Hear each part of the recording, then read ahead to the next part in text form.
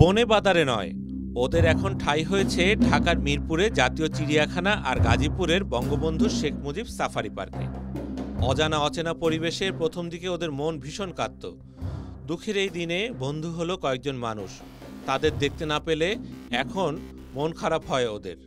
নাওয়া খাওয়া সব বন্ধ হয়ে যায়, আর বন্ধুদের দেখা পেলেই আদরে গা এলিয়ে দেয় বাঘ, সিংহ, হাতি, জলহস্তিরা।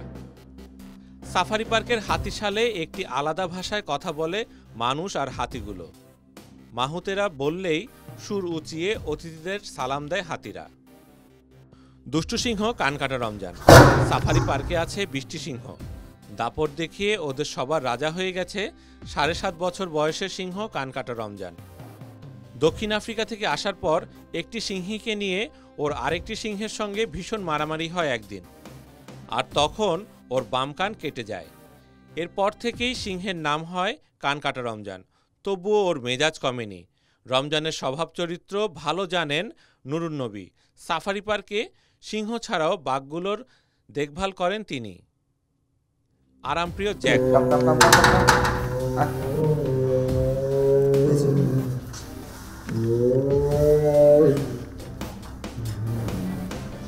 বেশ কিছুদিন অসুস্থ ছিল বাংলার বাঘ জ্যাকবল।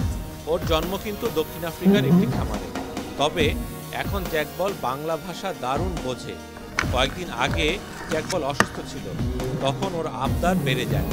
জ্যাকবল নাম ধরে ডাকলে গর্জন করে না, বিড়ালের মতো আওয়াজ করে।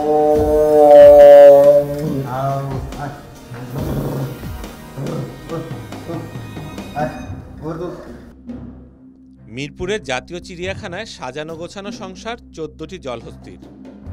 এদের সবারই দারুণ ভাব রয়েছে নূর আলমের সঙ্গে, যিনি ওদের দেখাশোনা করেন।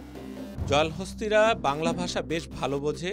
হা করতে বললে ওরা মুখ বড় করে, দৌড় দিতে বলা হলে দেয় ছুট, ঘরে যেতে বললে ঘরে চলে যায়। নূর আলম তাই জলহস্তিদের চোখ দেখলেই বুঝতে পারেন ওদের মন ভালো আছে কি নেই।